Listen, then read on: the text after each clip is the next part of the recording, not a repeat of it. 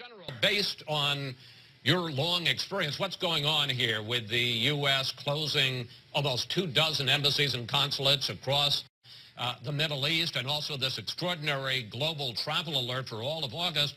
And what does it say about our standing now in the Middle East?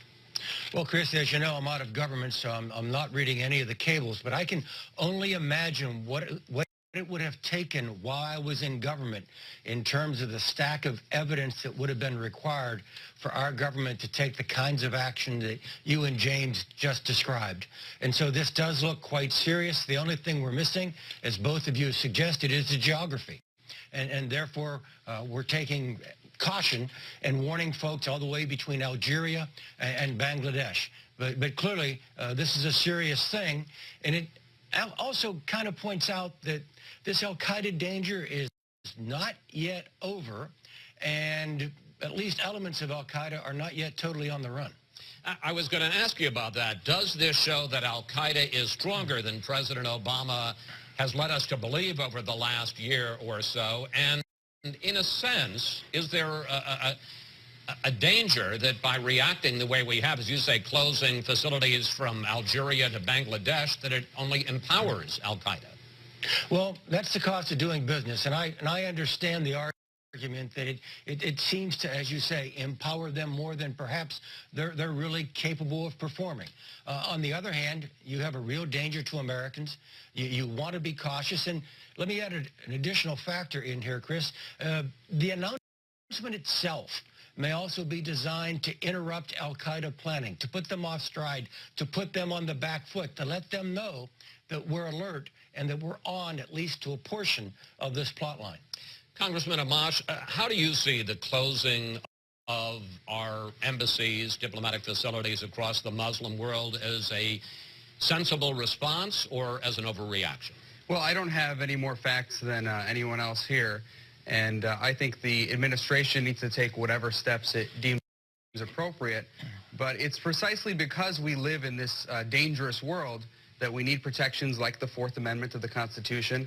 The framers of the Constitution put it in place precisely because they were worried that you'd have national security justifications for violating people's rights.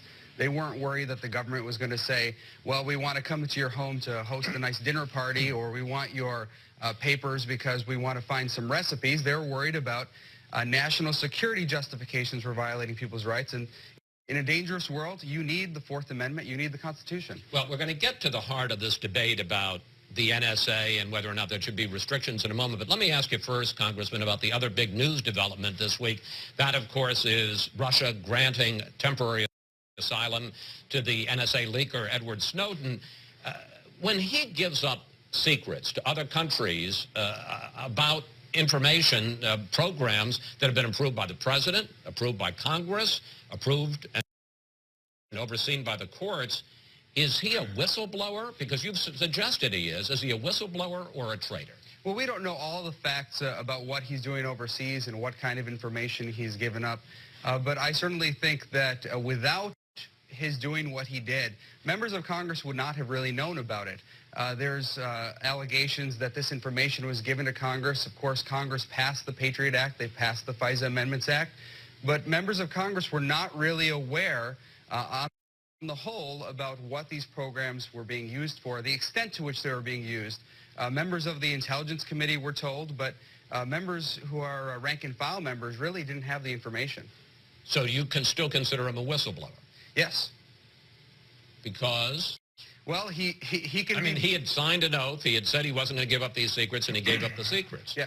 As I said, he may be doing things overseas that we would find problematic, that we would find dangerous. We'll find those facts out over time.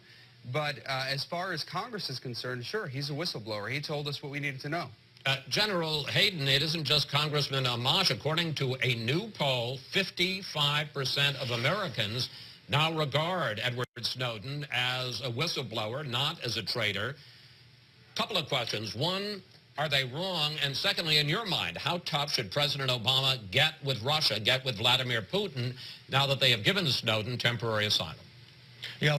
Well, first of all, Chris, put me in the 45% in that poll who does not believe he's a whistleblower at all. Look, a whistleblower is someone who raises concerns within our government in order to effect change. There is no evidence whatsoever that this young man warned anyone. Went to his supervisor's boss, even went to the congressman. No evidence of that whatsoever. What he did was go to Glenn Greenwald and some other news outlets and publish information that he may, in his own conscience, believe we need to be concerned about. But what he did was not tell the appropriate authorities. He told the world, including our enemies, and he's made it more difficult for our security services to keep America safe. Now, with regard to the Russians, I think I agree with the senator from New York. It's a bit of a slap in the face. I know the administration is reconsidering the visit in Moscow after the G20 with President Putin. Frankly, I don't think President Obama should go, and maybe it just betrays my own personal background, Chris, but I think it's a jump ball whether he should go to St. Petersburg for the G20 at all. Let's get, because you have been on the fringes of it, let's get directly into this question of the NSA, what it's doing, whether there should be new limits. General, the House almost passed, as you well know, last week, a measure offered by Congressman Amash that would have put an end to the kind of blanket collection of phone records of all Americans and instead limit that only to information on Americans who are under specific investigation for links to terrorism. On a practical level, General, would that have hamstrung you?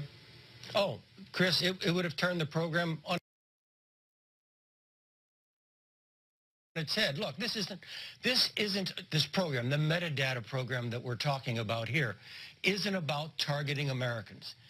It's about trying to decide with the lightest touch possible who in America, legally, operationally, ethically, should be targeted for increased interest from the FBI or from our intelligence services. Look, this is metadata, business records. The court has held it has no expectation of privacy. And therefore, what the agencies have done is to go down this path, frankly, informing members of Congress. I read the letters that were released this week in 2009 and 2011 that specifically invited members of Congress to come read what the government was doing. And the phrase in the letter was bulk metadata collection. All right, let me bring in Congressman Amash. You just heard the general say that Americans' privacy is not being violated and that your amendment that you almost passed, I mean, it only lost by a few votes, would make it harder for them to get the information they need about terrorism. Well, we don't have any evidence that it would make it that much more difficult. We're not going to have a perfect system. You can't have a perfect system unless you have people under constant lockdown, constantly being monitored. And even in that system, you'd have essentially a police state, and I think you'd run the risk of having a much more dangerous society. You have senators like Senator Wyden and Udall and others who have said, and Senator Leahy, who have said they don't think this program is very effective. And as to whether Americans' privacy is being violated, just ask my constituents. If I go back home to a town hall or a meeting, they will tell you that their privacy is being violated. The court case that the Justice Department and the intelligence community rely on so heavily is a court case from the 1970s where one person was under suspicion for a limited period of time and they collected his records. That's very different from collecting the phone records and other data of every single American in the United States. Well, General, let's get directly to this and answer these two concerns to the congressman's constituents in Grand Rapids, Michigan.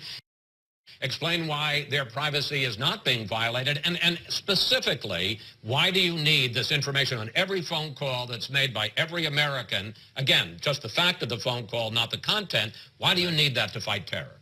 Well, let's start with the legal premise here, Chris. And I realize Smith versus Maryland in 1979 was about a very specific and discrete case. But the fact of the matter is the court held that metadata, in essence, our phone bills, metadata has no expectation of privacy. And that's why we in the intelligence community felt that this was the lightest, as I said, the lightest touch possible to try to divine who in America might be the enemy inside the gate. Now, what we do with it, Chris, is very important. Look, I understand the congressman and his constituents' concerns, so they would want to know, all right, you've got this ocean of data. What do you do with it? And that's very important. Look, the government has lots of oceans of data. The government demands that I tell them every penny I make and how I made it. That also is, in one sense, an invasion of privacy. But there's a larger national purpose which that serves. The same applies to this metadata collection. What do we do with the data? And what we do, Chris, let me give you an example. We roll up a terrorist cell, let's say Yemen, which James Rosen referred to in his piece. We roll up a terrorist cell there. We find a cell phone about which we had no knowledge prior to that raid. We take that cell phone number, metaphorically, we approach that ocean of data and simply say, has this phone been in contact with any of these phones inside this metadata database? Let me bring Congressman Amash in. Sounds reasonable. Well, you're collecting the phone records of every single American in the United States, and it's important to understand that what the Justice Department and intelligence community are relying on is a third-party doctrine. They're saying that because you've given your data, because it's shared with a third party, it becomes public property. The phone company, because they have a record that you called me. And it's important to understand that it then goes beyond metadata. So we start with metadata, but the government is not suggesting that it can't collect your actual communications. It can't collect your content. Under this doctrine, they certainly can collect your content just as they can collect your metadata. And metadata itself can tell you a whole host of information about a person's life with the kind of computer power we have today. Let me just quickly, we got less than a minute left, so I'm going to ask you to do this quickly, both of you. General, rightly or wrongly, it seems clear that there is a move underfoot, represented by Congressman Amash, to put new restrictions on the NSA. It seems clear that's going to happen. I want to put up a couple of the ideas that have been suggested. Creation of a special counsel to challenge the government's surveillance requests in the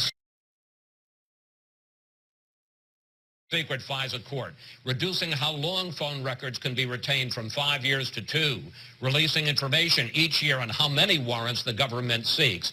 Briefly, General, could you live with any and or all of those?